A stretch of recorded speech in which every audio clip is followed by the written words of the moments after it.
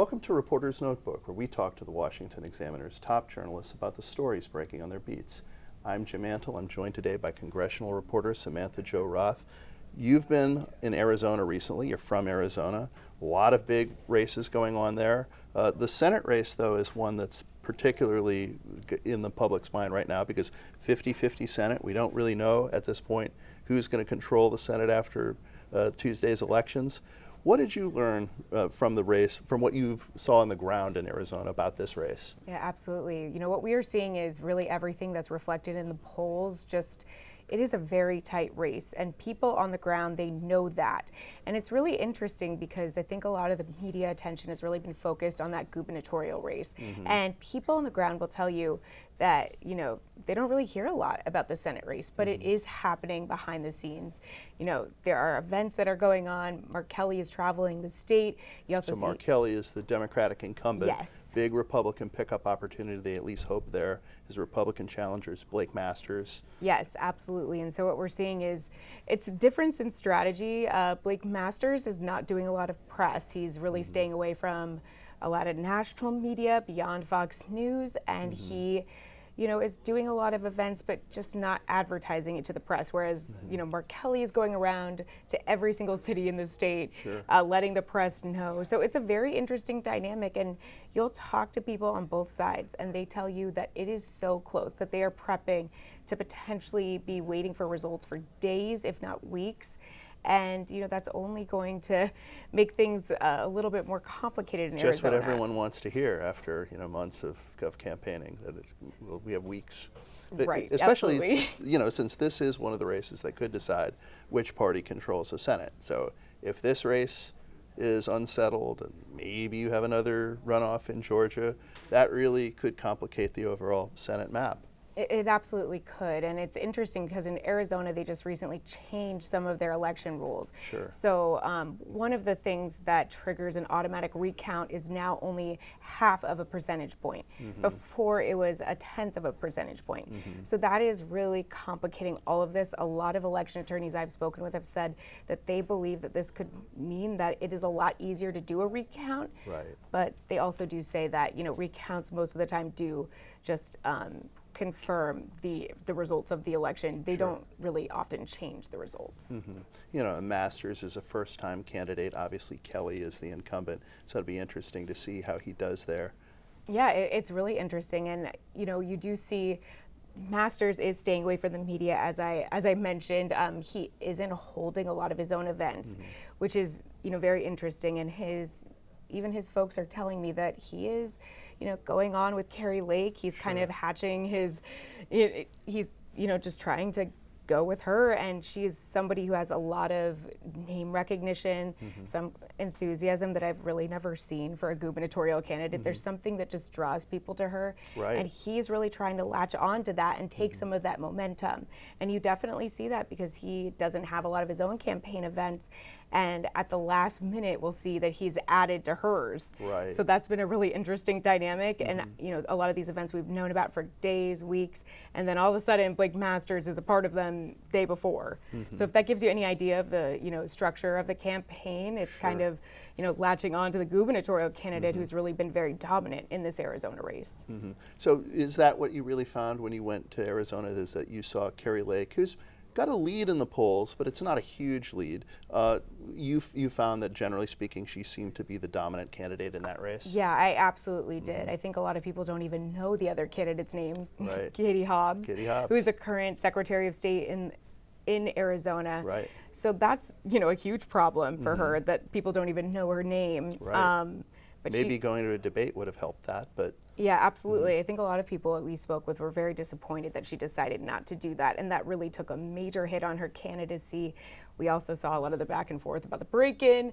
If you weren't aware of that, you know, she had a break-in at her office. She affirmed, she had said that she thought it was Kari Lake's rhetoric. It ended up not being, and you know, that all kind of just was a big scandal that didn't go so well for her either. It didn't really turn out to be Watergate 2.0? No, it was a homeless man who broke in, who had had several other break-ins. So, you know, that certainly was not a good look for her campaign either. So obviously a big issue in Arizona is immigration, and that's been true for 20, 30 plus years at this point. But a lot of the attention on the border has really focused on Texas during this election cycle, but you've done some reporting about how the border issue is really resonating in Arizona. Talk a little bit about that. Yeah, absolutely. If you go to any of these events for these candidates, one of the first or second things they will say is about immigration. And it's not just the Republicans. You also see it from, Democrat Mark Kelly as well. We were able to interview him, and he was able, to really talk about some of the differences that he has with the current president. Obviously he was not a fan of Title 42, where the Biden administration was putting, was trying to get rid of this rule that Trump era rule Yes. that was used to remove people, keep people out during the pandemic. Exactly. They were trying to do that. So obviously that has created a lot of chaos. It still is technically in place, but what we're reporting is that in Yuma specifically, that title is not really useful because Mexico actually has to accept a lot of these migrants, and they're not accepting migrants from a lot of these different countries. So, that is something that is certainly, causing what we've seen, a massive migration at the southern border. I believe in Yuma, it's been about 300,000 people, and this is a really small place, a place that is not equipped to deal with that kind of migration. Sure. So it is certainly an issue. It's an issue when you talk to the voters. Both Republicans and Democrats are saying it's an issue. I mean, it's an issue where Biden has, throughout his term, had particularly low job approval ratings, some of his lowest ratings. Do you sense in Arizona that there's one party or one or two candidates that are particularly benefiting from this surge? Oh, absolutely. Blake Masters and Carrie Lake are definitely, they're both, benefiting greatly. It's interesting to see a lot of the Democrats, and even, in one of Mark Kelly's events, he didn't mention inflation. And, I even spoke to some voters afterwards saying, were you disappointed? This is, you're seeing a ton of money you're spending at the gas pump. You're paying extra money on groceries. And they did say, it's, frustrating not to see some of these candidates actually speaking about the issues that we're dealing with now. And it's certainly something that's adding into this crazy dynamic we're seeing in Arizona, a place where I grew up, but it's so different than when I grew up there. Yeah, I mean, it historically a very Republican state, has become somewhat less so in recent years. Joe Biden won it in 2020.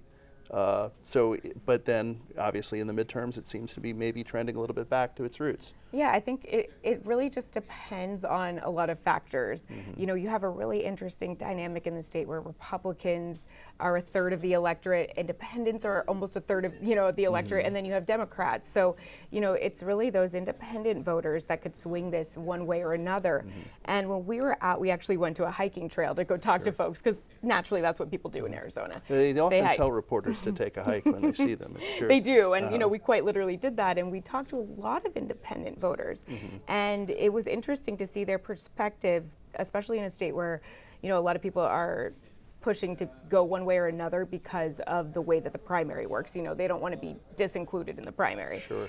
But it's very mixed. A lot of people, and we also saw this dynamic of the Lake Kelly voter, which is a very interesting dynamic. Someone who wants to vote for Carrie Lake for governor, but then Senator Mark Kelly for Senate. So we still are trying to figure out what the reasoning is behind that one. But people in Arizona are very independent-minded, and we'll see that Tuesday or maybe later as we're reporting. Independent-minded people maybe don't want to have masters.